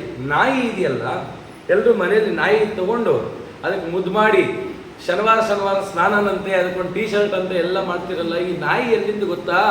ಆ ನಾಯಿ ಎಲ್ಲಿಂದ ಅಂದರೆ ಇದೇ ನರಕದ್ದು. ಭೂಮಿಲಿ ಇಲ್ಲೆಲ್ಲ ಕೇಳಿದ್ರೆ ಪೊಮೇರಿಯನ್ನು, ಲ್ಯಾಬ್ರಡಾರ್ ಅಂತ ಯಾವುದಾದ್ರು ಜಾತಿ ಹೇಳ್ತೀರಾ? ಯಮ ಮಾರ್ಗದಲ್ಲಿ 120 ಜಾತಿಯ ನಾಯಿಗಳಿದೆ. 120 ಜಾತಿಯ ನಾಯಿ. ಯಾರು ಅತಿಯಾದ ಮೋಹವನ್ನು ಪಟ್ಟಿರ್ತಾರೋ ಆ 720 ಜಾತಿಯ ನಾಯಿಗಳು ಅವನನ್ನು ಅಂಟಿಸ್ಕೊಂಡ್ಬರುತ್ತೆ. ಯಾರಿಗೆ? ದಕ್ಷಿಣ ಮಾರ್ಗದಲ್ಲಿ ಸಂಚಾರ ಮಾಡೋ ದುಷ್ಟನಿಗೆ. ಹಾಗಾಗಿ ಅದಕ್ಕೆಲ್ಲ ಮಾಡಬಾರ್ದು. ಊಟ ಎಲ್ಲ ಆದಮೇಲೆ ನಮ್ಮಲ್ಲಿ ಹೇಳ್ತಾರೆ, ನಾಯಿಗಾಗಿ ಬಿಡು ಎಲೆಯಲ್ಲಿ ಹೇಳ್ತಾ ಇರ್ತಾನೆ. ಯಾಕೆ ಅಂದರೆ ಎಲೆಯನ್ನು ಬಿಸಾಕಿದಾಗ ನಾಯಿ ಬಂದು ಅಂದ್ಕೊಳತ್ತಂತೆ, ಏನಪ್ಪ ಇವನು ಇಂಥ ದರಿದ್ರ ಬ್ರಾಹ್ಮಣನೇ, ನನಗಾಗೇನು ಬಿಟ್ಟಿಲ್ವೇ ಅಂತ. ಅದು ಮಿಕ್ಕಿದ್ ತಿನ್ನೋ ನಾಯಿ ಅಲ್ಲ, ಮನುಷ್ಯ ಮಿಕ್ಕಿದ್ ತಿನ್ನೋ ನಾಯಿ ಅಲ್ಲ, ದೇವಲೋಕದ ನಾಯಿ. ಶ್ಯಾಮ ಶಬಲ ಅಂತ 2 ನಾಯಿ. ಅದಕ್ಕೇನೆ ಚಿತ್ರಾವತಿ ಇಡೋ ಕಾಲಕ್ಕೆ 2 ಚಿತ್ರಾವತಿ, 3, 4, 5, 6 ಈ ಥರದ್ದೆಲ್ಲ ಅವರ ಸಂಪ್ರದಾಯ ಅಂತಿದೆ. ನಮ್ಮ ಚತುರ್ವೇದಿ ವೇದವ್ಯಾಸರು ಒಂದು ಪುಸ್ತಕ ಬರೆದಿದ್ದಾರೆ, ಭೋಜನ ಪದ್ಧತಿ ಅಂತ. ಎಷ್ಟು ಚಿತ್ರಾವತಿ ಇಡಬೇಕು? 27, 36 ಚಿತ್ರಾವತಿಗಳು ಪ್ರತಿದಿನ ಇಡಬೇಕು. 42 ಚಿತ್ರಾವತಿಗಳು. ನಾಳೆಯಿಂದ ಅನ್ನನೇ ಹಾಕಲ್ಲ, ಎಲ್ಲ ಚಿತ್ರಾವತಿಗೆ ಹೋಗುತ್ತೆ. ನಾವು ಊಟ ಮಾಡ್ತೀವಲ್ಲ, ನಮ್ಮ ಎಡಭಾಗಕ್ಕೆ 2 ಮೊದಲೇ ಇಡಬೇಕಂತೆ. ಶ್ಯಾಮ ಶಬಲರು, ಈ ಯಮಮಾರ್ಗದ ದುಃಖವನ್ನು ನೀವು ಕಳೀರಿ. ದೀಪಾವಳಿ ಹಬ್ಬ ಮಾಡ್ತೀವಿ ಅಲ್ವಾ? ದೀಪಾವಳಿ ಹಬ್ಬ ಮಾಡುವಾಗ ಅಭ್ಯಂಜನ ಮಾಡ್ಕೋತೀವಲ್ಲ, ದೀಪಾವಳಿ ಅಮಾವಾಸ್ಯೆ ದಿನ ಬಾಗಿಲಿಗೆ 2 ಮಣ್ಣಿನ ಹಣತೆ ದೀಪ ಹಚ್ತೀವಿ. ಯಾಕೆ ಹಚ್ತೀವಿ? ಯಮಮಾರ್ಗದಲ್ಲಿ ಸಂಚಾರ ಮಾಡುವಾಗ ಈ ಶ್ಯಾಮ ಶಬಲರು ನೀವು ಇದ್ದೀರಲ್ಲ, ಈ ಯಮಮಾರ್ಗದ ಭೀತಿಯನ್ನು ನೀವು ಕಳೀರಿ ಅಂತ ದೀಪ ಹಚ್ಚಬೇಕಂತ. ಅದಕ್ಕೆ ದೀಪ ಹಚ್ಚೋದು. ಈ ರೀತಿ ವಿಚಾರಗಳನ್ನೆಲ್ಲ ಹೇಳ್ತಾ ಇದ್ದಾರೆ. ಆ ಯಮಯಾತನೆಯನ್ನು ತಪ್ಪಿಸ್ಕೋಬೇಕು. ಯಮಯಾತನೆಯ ನಿರೂಪಣೆ ಮಾಡ್ತಾ ಇದ್ದಾರೆ. ಯಮಮಾರ್ಗ ಮತಿಕ್ರಮ್ಯ ಗತ್ವಾ ಪಾಪಿಯಮಾಲಯೇ ಕೀದೃಶಂ ಯಾತನಂ ಭುಂಕ್ತೆ ತನ್ಮೇ ಕದೇ ಕೇಶವ. ಸ್ವಾಮಿ ಗರುಡದೇವರು ಕೇಳ್ತಾ ಇದ್ದಾರೆ, ಪರಮಾತ್ಮ ಯಮಾಲಯಕ್ಕೆ ಹೋಗ್ತಾರಲ್ಲ, ಯಮಪುರಕ್ಕೆ ಹೋಗ್ತಾರಲ್ಲ, ಯಮಪುರದಲ್ಲಿ ಏನೇನು ಅನುಭವಿಸ್ತಾರೆ ಹೇಳು. ಇಷ್ಟೊತ್ತವರೆಗೂ ನೀನು ಇದು ಹೇಳಿದ ಮಾರ್ಗ, ಅವ್ರ ಪುಣ್ಯ, ಯಮಯಾತನೆ ಏನೇನು ಅನುಭವಿಸ್ತಾರೆ, ಯಮಲೋಕದಲ್ಲಿ ಯಾರ್ಯಾರಿದ್ದಾರೆ, ಯಮಲೋಕವನ್ನು ನಿರೂಪಣೆ ಮಾಡು ಅಂತ ಕೇಳಿದಾಗ ಪರಮಾತ್ಮ ಹೇಳ್ತಾ ಇದ್ದಾನೆ, ಆದ್ಯಂತಂ ಚ ಪ್ರವಕ್ಷ್ಯಾಮಿ ಶೃಣ್ವಾಶ ವಿನತಾತ್ಮಜಾ ಕತ್ಯಮಾನೇಪಿ ನರಕೆ ತ್ವಂ ಭವಿಷ್ಯಸಿ ಕಂಪಿತಾ. ನೋಡಪ್ಪ, ಕೇಳಿಸ್ಕೋ. ಆ ನರಕದ ವರ್ಣನೆಯನ್ನು ಕೇಳೋದ್ರಿಂದ ಮೈಯಲ್ಲಿ ನಡುಕ ಉಂಟಾಗುತ್ತೆ. ಕೇಳಿಸ್ಕೊ ಅಂತ ಹೇಳ್ತಾ, 40 ಯೋಜನಾನಿ ಚತುರ್ಯುಕ್ತಾನಿ ಕಾಶ್ಯಪ ಬಹುಭೀತಪುರದ್ರಗ್ರೆ ಧರ್ಮರಾಜಪುರಂ ಮಹದ್. 4 ದ್ವಾರ ಇದೆ. ಯಾರು ಮರಣಕಾಲದಲ್ಲಿ ಆಹಾಕಾರದಿಂದ ಸಾಯ್ತಾನೋ ಅವನು ಈ ಯಮಪುರದಲ್ಲಿ ನರಕವನ್ನು ಅನುಭವಿಸ್ತಾನೆ. ಆ ಯಮಪುರಕ್ಕೆ ಆ ದಕ್ಷಿಣ ಮಾರ್ಗದಲ್ಲಿ 2 ಆ ದ್ವಾರಪಾಲಕರಿದ್ದಾರೆ. ಧರ್ಮಧ್ವಜ ಪ್ರತಿಹಾರಸ್ತತ್ರ ತಿಷ್ಠತಿ ಸರ್ವದಾ. ಆ ದ್ವಾರಪಾಲಕರು ಅವನನ್ನು ನೋಡ್ತಾರೆ. ಧರ್ಮಧ್ವಜ ಎಂಬತಕ್ಕಂಥ ಆ ದ್ವಾರಪಾಲಕರು. ಸತು ಚಿತ್ರಗುಪ್ತಾಯ ಬ್ರೂತೆ ತಸ್ಯ ಶುಭಾಶುಭಂ ತತಸ್ಥಂ ಚಿತ್ರಗುಪ್ತೋಪಿ ಧರ್ಮರಾಜಂ ನಿವೇದಯೇತ್. ಯಮದೇವರಿಗೆ ಹೇಳ್ತಾರಂತೆ ಚಿತ್ರಗುಪ್ತರು, ನೋಡಿ ಈ ಪಾಪಿ ಬಂದಿದ್ದಾನೆ, ಇವನನ್ನ ಯಾವ ಕಡೆಯಿಂದ ಕರ್ಕೊಂಬರ್ಲಿ, ಹೆಂಗೆ ಕರ್ಕೊಂಬರ್ಲಿ ಅಂತ ಕೇಳ್ತಾರೆ. ಚಿತ್ರಗುಪ್ತ ಹೇಗುಡ್ಡ, ಚಿತ್ರಗುಪ್ತ ವಿಚಿತ್ರಗುಪ್ತ ಅಂತ. ಶ್ರವಣ ದೇವತೆಯರು ಅಂತಿದ್ದಾರೆ, ಶ್ರವಣಕರು ಅಂತ ಕರೀತಾರೆ. 20 ಜನ ಇದ್ದಾರೆ. ಅದರ 10 ಜನ ಗಂಡಸರು, 10 ಜನ ಹೆಂಗಸರು. ಗಂಡಸರಿಗೆ ಮಾಡತಕ್ಕಂಥ ವಿಚಾರಗಳನ್ನು ಲೆಕ್ಕಾಚಾರ ಹಾಕೊಂಡ್ರೆ ಶ್ರವಣಿಕರು ಅಂತ ಅಂದರೆ ಅವರ ಪತ್ನಿಯರು, ಅವರು ಹೆಂಗಸರು ಮಾಡತಕ್ಕಂಥ ಲೆಕ್ಕಾಚಾರವನ್ನು ಹಾಕೋತಾರಪ್ಪ ಅಂತ ಈ ರೀತಿ ಹೇಳ್ತಾ ಇದ್ದಾರೆ. ಆದಿತ್ಯ ಚಂದ್ರವನಿಲೋ ಅನಲಶ್ಚ ಜೋರ್ ಭೂಮಿ ರೂಪ ಹೃದಯಂ ಯಮಾಶ್ಚ ಅಹೋಶ್ಚ ರಾತ್ರಿಶ್ಚ ಉಭೇಚ ಸಂಧ್ಯೆ ಧರ್ಮಶ್ಚ ಜಾನಾತಿ ನರಸ್ಯ ವೃತ್ತಿಂ. ಸೂರ್ಯ, ಚಂದ್ರ, ಅಗ್ನಿ, ವಾಯು, ಅಂತರಿಕ್ಷದಲ್ಲಿ ಇರ್ತಕ್ಕಂಥ ಎಲ್ಲ ಗ್ರಹ ನಕ್ಷತ್ರಗಳು, ಭೂಮಿ, ನೀರು, ನಮ್ಮ ಹೃದಯ, ಯಮ, ಹಗಲು ರಾತ್ರಿ, 2 ಸಂಧ್ಯೆಗಳು, ಎಲ್ಲ ಕಾಲಗಳು ಕೂಡ ನಮ್ಮ ಪಾಪ ಕರ್ಮಗಳನ್ನು ಪುಣ್ಯ ಕರ್ಮಗಳನ್ನು ಲೆಕ್ಕ ಇಟ್ಕೊಂಡಿವಿ. ನಾವೆಷ್ಟೋ ಸರಿ ಅನ್ಕೋತೀವಿ, ಯಾರೂ ನೋಡ್ತಿಲ್ಲ, ತಪ್ಪು ಮಾಡ್ತಿಲ್ಲ, ನಾವು ಮಾಡ್ತಿರೋದು ಯಾರೂ ಲೆಕ್ಕಾಚಾರ ಆಗ್ತಿಲ್ಲ ಅಂತ. ಇವರೆಲ್ಲ ಇದ್ದು ಲೆಕ್ಕಾಚಾರ ಬಡ್ಕೋತೀವಿ. ಶ್ರವಣಕರು ನಮ್ಮ ಕಿವಿ ಕೆಳಗಡೆ ಇದ್ದು ನಾವು ಆಡೋವಂಥ ಒಂದೊಂದು ಮಾತು ಲೆಕ್ಕ ಇಟ್ಟಿರ್ತಾರಲ್ಲ, ನೀನು ಅವತ್ತು ಈ ಮಾತಾಡ್ದಲ್ಲ ಅದಕ್ಕೆ ಉತ್ತರ ಕೊಡು ಅಂತ. ಉತ್ತರ ಇಲ್ಲ ಅಂದರೆ ಚಾಟಿಯಲ್ಲಿ ಬೀಸಿ ಮತ್ತೆ ಕೊಡ್ತಾರೆ. ಇವತ್ತು ಎಷ್ಟೋ ಜನ ಮಕ್ಕಳಿಗೆ ಏನಕ್ಕೆ ಚಾಟಿಯಲ್ಲಿ ಬೀಸ್ತಾರೆ ಅಂದರೆ, ನಮಗೂ ಇತ್ತು, ನಮ್ಮ ಜನ್ರೇಷನ್ಗೂ ನಮ್ಮ ನೆಕ್ಸ್ಟ್ ಜನ್ರೇಷನ್ಗೂ ವ್ಯತ್ಯಾಸ ಆಗೋಯ್ತು. ನಮ್ಮ ಜನ್ರೇಷನಲ್ಲಿ ಓದಲಿಲ್ಲ ಅಂತ ಮೂಗಿಟ್ಕೊಂಡು ನಂಗೆ ಕಪಾಳ ಕೊಡಿದ್ರೆ ಎಲ್ಲ ನೆನಪಾಗೋದು. ಇವತ್ತಿನ ಮಕ್ಳಿಗೆ ಹೇಳ್ತಾರೆ ಗೋಡಂಬಿ ಕೊಡು, ದ್ರಾಕ್ಷಿ ಕೊಡು ಅಂತ. ನಮ್ಗೆ ಯಾರು ಏನು ಕೊಡಲಿಲ್ಲ, ಒಂದು ಕಪಾಳ ಕೊಟ್ಟರೆ ನೆನಪಾಗೋದು ಅಲ್ವಾ? ಹಂಗೆ ಕೊಡ್ತಾರಂತೆ ಒಂದು ಚಾಟಿಲಿ, ಎಲ್ಲ ನೆನಪಾಗಿ ಹೇಳ್ತಾನಂತೆ. ಇಂಥ ತಪ್ಪು ಮಾಡಿಬಿಟ್ಟಿದ್ದೀನಿ ನಾನು, ಇವರೆಲ್ಲ ಲೆಕ್ಕಾಚಾರ ಇಟ್ಟಿದ್ದಾರಪ್ಪ ಅಂತ ಈ ರೀತಿಯಲ್ಲಿ ಹೇಳ್ತಾರೆ. ಯಮ ಸಜ್ಜನರಿಗೆ ಉತ್ತಮವಾದ ರೂಪ, ಸಾತ್ವಿಕ ರೂಪದಿಂದ ಕಾಣಿಸ್ತಾನೆ. ಉತ್ತಮ ದೇವತೆ, ಇಂದ್ರ ದೇವರ ಥರ ಕಾಣಿಸ್ತಾರೆ. ಸೂರ್ಯಪುತ್ರ, ಒಳ್ಳೆ ಬ್ರಹ್ಮವರ್ಚಸ್ಸಿದ್ದಂತೆ ಯಮದೇವರಿಗೆ, ಒಳ್ಳೆ ಕಾಂತಿಯಿಂದ ಕಾಣಿಸ್ತಾರೆ. ಶಾಂತ ರೂಪವನ್ನು ಮೊದಲು ಹೇಳ್ತಾರೆ. ಸಜ್ಜನರಿಗೆ ಹೇಗೆ ಕಾಣಿಸ್ತಾರೆ ಅಂತಂದರೆ, ಯಮ ಪಾಪಿಗಳಿಗೆ ಮಾತ್ರ ಭಯಂಕರ, ಪುಣ್ಯವಂತರನ್ನ ಆದರದಿಂದ ಬರಮಾಡ್ಕೋತಾನಂತೆ. ಪುಣ್ಯವಂತ ಯಮಲೋಕಕ್ಕೆ ಸಂಯಮನಿ ಪಟ್ಟಣಕ್ಕೆ ಹೋದ್ರೆ ಯಮದೇವರು ಹೊಸ್ತಲಿನ ಹೊರಗಡೆ ನಿಂತು ಪೂರ್ಣ ಕುಂಭವನ್ನು ಹಿಡಿದು ಆ ಯಮಭಟ್ರು ಅಂದರೆ ಅದರಲ್ಲಿರ್ತಕ್ಕಂಥ ದೇವಗಣದವರ ಕೈಯಲ್ಲಿ ಕಾಲು ತೊಳಸಿ ಅವರ ಕೈಯನ್ನು ಹಿಡಿದು ಹೊರಗೆ ಕರ್ಕೊಂಬಂದು ಸ್ವಾಗತ ಮಾಡ್ತಾರೆ. ಆ ರೀತಿ ಯಮದೇವರು ಸತ್ಕಾರ ಮಾಡಿ ಒಳ್ಳೆ ಮಾತುಗಳನ್ನು ಆಡ್ತಾರಂತೆ. ಸ್ವಾಮಿ, ಭೂಮಿಯಲ್ಲಿ ಎಂಥ ವೈಷ್ಣವತ್ವವನ್ನು ಇಟ್ಕೊಂಡೆ, ಎಂಥ ಬ್ರಾಹ್ಮಣ್ಯವನ್ನು ನೀನು ಕಾಪಾಡಿಕೊಂಡೆ, ದೇವ ಬ್ರಾಹ್ಮಣರಲ್ಲಿ ಎಷ್ಟು ಭಕ್ತಿಯನ್ನಿಟ್ಟೆ, ನಿಮ್ಮ ಹಿರಿಯರಲ್ಲಿ ತಂದೆ ತಾಯಿಗಳಲ್ಲಿ ಎಷ್ಟು ನಿಷ್ಠೆಯನ್ನಿಟ್ಟೆ, ಗುರು ಹಿರಿಯರಿಗೆ ಎಷ್ಟು ಗೌರವ ಕೊಟ್ಟೆ, ಗೋ ಸೇವೆ ಮಾಡಿದೆ, ಎಷ್ಟು ಪುಣ್ಯಕರವಾದ ಕೆಲಸಗಳನ್ನು ನೀನು ಮಾಡಿದ್ಯಾ ಅಂಥೇಳಿ ಅವನು ಸತ್ಕಾರ ಮಾಡ್ತಾರಂತೆ. ಸ್ವರ್ಗಕ್ಕೆ ಕಳಿಸ್ತಾರಂತೆ. ಯಮಧರ್ಮ ಸಾತ್ವಿಕರಿಗೆ ಅತಿ ಸಾತ್ವಿಕನಾಗಿ ಕಾಣಿಸ್ತಾನೆ. ಧರ್ಮ ರೂಪದಿಂದ ಕಂಗೊಳಿಸಿ ಯಮದೇವರು ಕೇಳ್ತಾರಂತೆ, ಸ್ವಾಮಿ, ತಾಮಸ ಜನರಿಗೆ ಈ ಥರ ಶಿಕ್ಷೆ ಕೊಡ್ತಾ ಇದ್ದೀನಿ, ಸರಿನಾ ಅಂತೇಳಿ ಭೂಲೋಕದ ಜನರ ಸಾತ್ವಿಕನ ಕೇಳ್ತಾರಂತೆ. ಯಮದೇವರ ಗುಣ ಎಂಥದ್ದು? 4 ಕೊಂಬುಗಳಿಂದ ಕಾಣಿಸ್ತಾರಂತೆ ಸಾತ್ವಿಕರಿಗೆ, 3 ಕಣ್ಣುಗಳಂತೆ, 7 ಕೈಗಳಿರುತ್ತಂತೆ, ಎತ್ತಿನ ರೂಪದಲ್ಲಿ ದರ್ಶನ ಕೊಡ್ತಾರಂತೆ, ಶಾಂತ ಮೂರ್ತಿಗಳಾಗಿರ್ತಾರಂತೆ. ಪಂಚಪಾಂಡವರಲ್ಲಿ ಜ್ಯೇಷ್ಠತ್ವವನ್ನು ವಹಿಸಿದಂಥ ಧರ್ಮರಾಜ ಯಾವ ರೀತಿ ಕಾಣಿಸ್ತಿದ್ದ ಆ ರೀತಿಯಲ್ಲಿ ಕಾಣಿಸ್ತಾರಂತೆ. ಅನೇಕ ಇವ್ರು ನಡ್ಕೊಂಡು ಬರೋ ಕಾಲಕ್ಕೆ ಇವ್ರ ಪಾದಕ್ಕೆ ನವರತ್ನಗಳನ್ನು ಸುರಿತಾರಂತೆ. ಆ ಬ್ರಾಹ್ಮಣನನ್ನು ಅಲಂಕಾರ ಮಾಡ್ತಾರಂತೆ. ಪರಮಾತ್ಮನ ಗುಣಗಾನವನ್ನು ನನಗೂ ಮಾಡು ಅಂತೇಳಿ ಒಂದು ಆಸನ ಕೂರಿಸ್ತಾರಂತೆ. ಭೂಲೋಕದಲ್ಲಿ ನೀನು ದೇವರ ಭಜನಾವಳಿಯವನ್ನೆಲ್ಲ ಕೇಳ್ತಾನೆ, ಯಾವ್ಯಾವುದೋ ಹಾಡಾಡ್ತಿದ್ರಲ್ಲ, ಇಲ್ಲೂ ಕೂತ್ಕೊಂಡು ಹಾಡಿ. ಬ್ರಾಹ್ಮಣರು ಒಂದು ಇನ್ಸಿಡೆಂಟ್ ಹೇಳ್ತೀನಿ, ಒಂದು ನಿಮಿಷ. ಅದೇ ಚಿತ್ರಗುಪ್ತಲ್ಲಿ ಕೇಳೋದಂತೆ, ಏನಿದೆ 2 ಆಸನ ಅಂತಂದರೆ, ಯಾರು ಪ್ರತಿನಿತ್ಯ ವಾಯುಸ್ತುತಿ ಸುಮಧ್ವ ವಿಜಯವನ್ನು ಪಾರಾಯಣ ಮಾಡ್ತಾರೆ ಅವ್ರಿಗೊಂದು ಆಸನ, ಯಾರು ಮಣಿಮಂಜರಿಯನ್ನು ಪಾರಾಯಣ ಮಾಡ್ತಾರೆ ಅವ್ರಿಗೊಂದು ಆಸನ. ಅಂದರೆ ಮಧ್ವ ಸಿದ್ಧಾಂತ ಕಂಡ್ರೆ, ಅಂದರೆ ವಾಯುದೇವರ ಸಿದ್ಧಾಂತ ಕಂಡ್ರೆ ಯಮದೇವರಿಗೆ ಎಷ್ಟು ಬೇಕು. ಅವರು ಉಪಾಸನೆ ಮಾಡ್ತಿರುವಂಥದ್ದು ಅದೇ. ಅವ್ರಿಗೆ 3 ನೇತ್ರಗಳಿದೆಯಲ್ಲ, ಯಾಕೆ ಬಂತು ಅಂತಂದರೆ ಅವ್ರ ಅಂತರ್ಯಾಮಿ ರುದ್ರದೇವರಿದ್ದಾರೆ ನಿಯಮನ ಮಾಡ್ತಕ್ಕಂಥವ್ರು, ಅವ್ರಿಗೂ 3 ಕಣ್ಣು. ಆ ರುದ್ರದೇವರ ಅಂತರ್ಯಾಮಿ ಆಗಿರೋ ನರಸಿಂಹದೇವರಿಗೂ 3 ಕಣ್ಣು. ಅದಕ್ಕೆ ಯಥಾ ಉಪಾಸತೆ ಲೋಕೆ ತದೈವ ಭವತಿ, ಅವ್ರಿಗೂ ಅದೇ ಬಂತಪ್ಪ ಅಂತ ಈ ರೀತಿ ಹೇಳ್ತಾರೆ. ಇದೆಲ್ಲ ಶಾಂತ ರೂಪ. ಆದರೆ ಯಮದೇವರು ಭಯಂಕರ ರೂಪ ಇದೆಯಂತೆ. ಔದುಂಬರಾಯ ದಕ್ಷಾಯ ನೀಲಾಯ ಪರಮೇಷ್ಠಿನೇ ವೃಕೋದರಾಯ ಚಿತ್ರಾಯ ಚಿತ್ರಗುಪ್ತಾಯ ವೈ ನಮಃ ಯಮರೂಪಂ ಭಯಂಕರಂ ಯಮಾಯ ಧರ್ಮರಾಜಾಯ ಮೃತ್ಯವೇ ಚಾಂತಕಾಯ ಚ. ಯಮದೇವರ ಸುತ್ತ ಯಾವಾಗಲೂ 100 ರೋಗಗಳು ಸುತ್ತುತ್ತಾ ಇರುತ್ತೆ.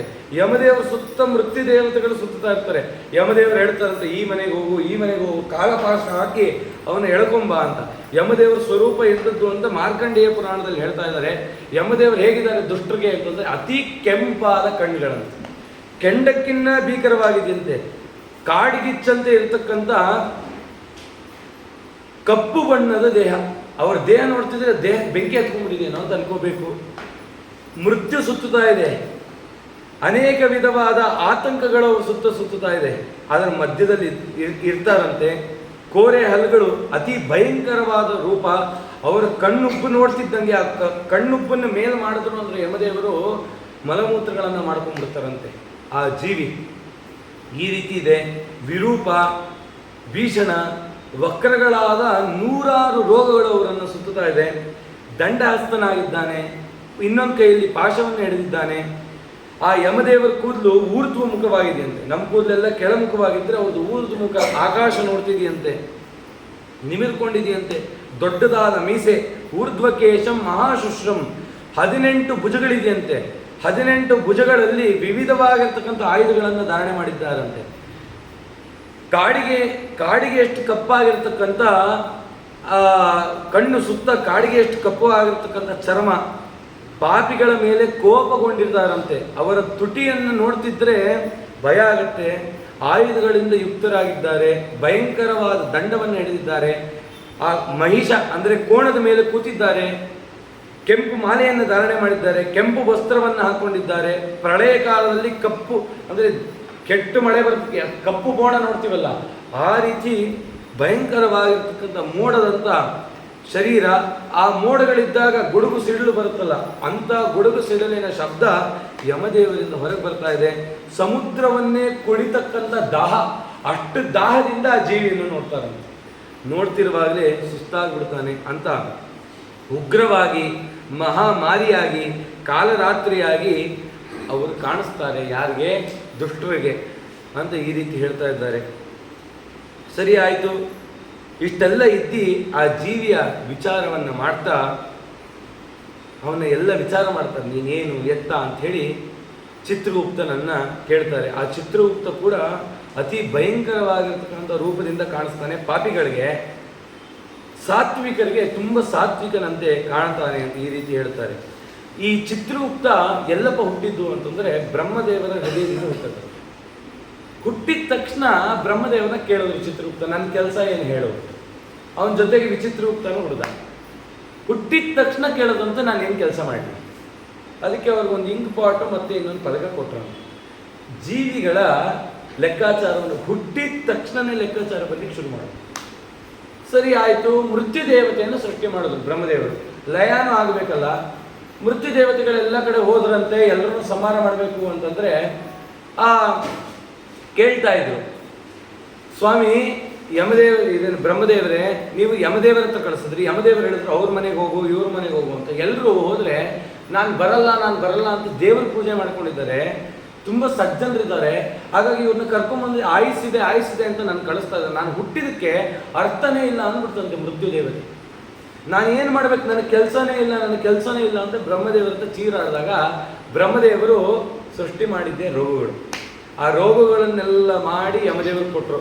ಯಮ ನೋಡು ಯಾರ್ಯಾರಿಗೆ ಯಾವ್ಯಾವ ರೋಗ ಕೊಡ್ತೀಯ ಕೊಟ್ಟು ಆ ಮೃತ್ಯು ದೇವತೆ ರೋಗ ಬಂತು ಅಂತಂದರೆ ಮೃತ್ಯು ದೇವತೆ ಅವರ ಹಿಂದೆ ಬಂತು. ಹಾಗಾಗಿ ಮನುಷ್ಯನಾದವನು ರೋಗಕ್ಕೆ ಬಲಿಯಾಗೇ ಆಗ್ತಾನಪ್ಪ. ಅದರಿಂದ ಎಚ್ಚೆತ್ಕೋ, ಅಷ್ಟರೊಳಗಡೆ ಸಾಧನೆ ಮಾಡ್ತು. ಯಾವುದೋ ಬರುತ್ತೆ, ಸಮಯ ಬರುತ್ತೆ ಅಂತ ಕಾಯಬೇಡ. ಅದಾದಮೇಲೆ ವಜ್ರಕಂಟಕ ಶಾಲ್ಮಲಿ ಅಂತ ಒಂದು ನರಕನ ಹೇಳಿದೆ. 45ನೇ ದಿನ ಬರುತ್ತೆ. ಅಲ್ಲಿ ಪ್ರತಿಯೊಬ್ಬನು ಹೋಗ್ತಾನೆ. ಆ ವಜ್ರಕಂಟಕ ಶಾಲ್ಮಲಿ ವೃಕ್ಷ ಮೂಳೆಗಳಿಂದ ಮಾಡಿರ್ತಕ್ಕಂಥ ವೃಕ್ಷ. ಪಾಪಿಷ್ಠನಾದವನ್ನು ಉಲ್ಟ ನೇತಾಕಿ ಕೆಂಪು ಇರುವೆಗಳನ್ನೆಲ್ಲ ಬಿಟ್ಟು ಕೆಳಗಡೆ ಅಗ್ನಿಕುಂಡವನ್ನು ಹಾಕಿ ಚಾಟಿಯಿಂದ ಹೊಡೆದು ಅವನೇನೇನು ಮಾಡಿದ್ದ ಅದನ್ನೆಲ್ಲ ಕಕ್ಕಿಸ್ತಾರೆ. ಇಷ್ಟೆಲ್ಲ ಪಾಪ ಮಾಡೋದಲ್ಲ ಅಂತ. ಹಾಗಾಗಿ ಅದನ್ನೆಲ್ಲ ತಪ್ಪಿಸ್ಕೋಬೇಕು. ಸುಲಭಾನಿ ದಾನಾನಿನ ದತ್ತಾನಿ, ಇವೆಲ್ಲ ದಾಟಬೇಕು ಅಂದರೆ ದಾನವನ್ನು ಮಾಡಿ ಬ್ರಾಹ್ಮಣರ ಅನುಗ್ರಹವನ್ನು ಸಂಪಾದನೆ ಮಾಡ್ಕೋ. ಇದನ್ನೆಲ್ಲ ಬೇಗ ದಾಟ್ಬೋದು. ಹಾಗಾಗಿ ಪಾಪಿಗೆ ನರಕದಲ್ಲಿ ಶಿಕ್ಷೆ ಅನ್ನೋದು ಇದ್ದೇ ಇದೆ. ಈ ರೀತಿ ಎಲ್ಲ ಹೇಳ್ತಾ ಮಗನಾದಂಥವನು ಇದನ್ನು ಅರ್ಥ ಮಾಡ್ಕೋಬೇಕು. ಅದಕ್ಕೆ ಏನಕ್ಕೆ ಇವೆಲ್ಲ ಹೇಳ್ತಾರೆ ಮೃತರ ಮನೆಯಲ್ಲಿ ಅಂತಂದರೆ, ಯಾರು ಮೃತರಾಗಿದ್ದ ಜೀವಿಗಳು ಇಂಥ ಏನಾದ್ರು ಪಾಪಗಳು ಮಾಡಿದರೆ ಅದನ್ನು ನಿವೃತ್ತವಾಗಿ ಈ ದಾನಗಳನ್ನಾದರೂ ಮಾಡಿ ಅವನ್ನ ಸಂತೃಪ್ತಿ ಪಡಿಸುವಂತ ಈ ರೀತಿ ಹೇಳ್ತಾ ಇದ್ದಾರೆ. ನಾಳೆ ದಿನ ಚಿತ್ರಗುಪ್ತ ಹೇಗೆ ಹುಟ್ಟದ, ಅವನ ವಿಚಾರಗಳೇನು, ಶ್ವಾನಭಕ್ಷಣ ನರಕ ಅಂತಿದೆ, ಯಮದೇವರ ಸುಖ, ಸಾಲಗಾರರ ಸಂದೇಶ ಇದೆಯಂತೆ. ಈ ರೀತಿ ಅನೇಕ ವಿಚಾರಗಳು, ಏಕವಿಂಶತಿ ನರಕಗಳು. ವೈತರಣಿಯಲ್ಲಿ ಯಾರು ಬೀಳ್ತಾರೆ, ನೆನೆ ಕೇಳಿದ್ವಿ ವೈತರಣಿ ಇದೆ ಅಂತ, ಯಾರು ಬೀಳ್ತಾರೆ, ಗುರುಗಳ ತಿರಸ್ಕಾರ ಮಾಡಿದ್ರೆ ಏನಾಗತ್ತೆ, ಪತಿವ್ರತ ತಿರಸ್ಕಾರ ಮಾಡಿದ್ರೆ ಏನಾಗುತ್ತೆ. ಉತ್ತಮವಾದ ಪತಿವ್ರತೆ ಮದುವೆ ಆಗಿರ್ತಾರೆ, ಅವಳೇನೋ ಕಚ್ಚೆ ಸೀರೆ ಉಟ್ಕೊಂಡು ಏನೋ ಒಂದು ತುಳಸಿ ಪೂಜೆ ಮಾಡೋದು. ನಿಮ್ಗೆ ಯಾರೇ ಹೇಳಿದಿವೆಲ್ಲ ಆರಾಮಾಗಿ ನೈಟಿ ಉಟ್ಕೊಂಡು ಮಾಡೋದು. ಅದಕ್ಕೆ ನೈಟಿನ ಒಳಗೆ ಹಾಕ್ಬಿಟ್ಟಿರ್ತಾರೆ. ಯಾರ್ದೋ ಮನೆ ದೇವ್ರ ಪೂಜೆಗೆ ಹೋದೆ, ಅವರಷ್ಟೇ ಆರಾಮಾಗಿ ಹಾಸಿಗೆಯಿಂದ ಎದ್ದು ಬಂದರು. ಆ ಥರ ನೀವು ತಾನೇ ಪೂಜೆ ಮಾಡೋದು, ನಾನು ಆಮೇಲೆ ಸ್ನಾನ ಮಾಡ್ತೀನಿ ಅವರು ಶಬಾಷ್ ಅಂದೆ. ಒಬ್ಬರು ದೇವ್ರ ಪೂಜೆ ಮಾಡ್ತಾರೆ ಅಂದರೆ ಅವ್ರಿಗೆ ಎಷ್ಟು ಅನುಕೂಲ ಮಾಡಬೇಕು ಅಂದರೆ, ಸಾಲಿಗ್ರಾಮದಲ್ಲಿ ಎಷ್ಟು ರೂಪದಿಂದ ಭಗವಂತ ಇರ್ತಾನೆ ಅದು 3 ಪಟ್ಟಷ್ಟು ರೂಪ ಆ ಪರಿಕರಗಳಲ್ಲಿ ಇರ್ತಾನೆ. ಹಾಗಾಗಿ ಅದನ್ನೆಲ್ಲ ಎಚ್ಚೆತ್ಕೊಂಡಿರಬೇಕು. ಪತಿವ್ರತಿಗಳಿಗೆ ಏಕೆ ಗೌರವ ಕೊಡಬೇಕು. ಬ್ರಾಹ್ಮಣನನ್ನು ಅವಮಾನ ಮಾಡಿದ್ರೆ ಏನು ಫಲ, ಬ್ರಾಹ್ಮಣನನ್ನು ಗೌರವ ಕೊಟ್ಟರೆ ಏನು ಫಲ, ಪತಿ ನಿಂದಿ ಮಾಡಿದ್ರೆ ಏನಾಗುತ್ತೆ. ಇನ್ನೂ ಅನೇಕ ವಿಚಾರಗಳನ್ನು ಹೇಳ್ತಾ ಮುಂದೆ ತುಂಬ ವಿಚಾರಗಳನ್ನು ಹೇಳ್ತಾರೆ. ಪಾಪಿ ಚಿನ್ನ ನಿರೂಪಣ ಅಂತಿದೆ. ನಮ್ಮ ಹಿಂದಿನ ಜನ್ಮದ ಸಂಸ್ಕಾರದಿಂದ ಈ ಜನ್ಮದಲ್ಲಿ ಏನಾಗಿದ್ದೀವಿ ಅಂತ. ಈ ದೇವ್ರ ಪೂಜೆ ಮಾಡ್ತಿರ್ತೀವಿ, ದೀಪ ಸರಿ ಮಾಡಿದ್ವಿ, ಕೈಯಲ್ಲಿ ಎಣ್ಣೆ ಇದೆ, ಈ ಎಣ್ಣೆ ಯಾಕೆ ವೇಸ್ಟ್ ಆಗಬೇಕು ಅಂತ ತಲೆಗೆ ಹಚ್ಕೊತಾರೆ. ಹುಟ್ಟಿದ ತಕ್ಷಣನೇ ಕೂದಲು ಬೆಳಗಾಗಿರುತ್ತೆ. ಇದಕ್ಕೆ ಪಾಪಿ ಚಿಹ್ನ ನಿರೂಪಣ. ಹಿಂದಿನ ಜನ್ಮದ ಸಂಬಂಧದಿಂದ ಈ ಜನ್ಮದಲ್ಲಿ ಏನೇನಾಗಿದೆ, ಓಹೋ ಈ ಗರುಡ ಪುರಾಣದ ಮೂಲಕ ನಾನು ಈ ಪಾಪ ಮಾಡಿದಕ್ಕೆ ನನ್ನಲ್ಲಿ ಈ ಚಿಹ್ನೆಗಳಿದೆ ಅಲ್ವಾ, ಇದನ್ನು ಈ ಜನ್ಮದಲ್ಲಿ ನಾನು ಕಳ್ಕೋಬೇಕು ಅಂತ ಅನೇಕ ಉಪದೇಶಗಳನ್ನು ಮಾಡುತ್ತೆ. ಅದನ್ನು ನಾಳೆ ಎಲ್ಲ ನೋಡೋಣ ಅಂತ ಹೇಳ್ತಾ ಶ್ರೀ ಕೃಷ್ಣಾರ್ಪಣ ಮಸ್ತು ಮಧ್ವೇಶ ಅರ್ಪಣ.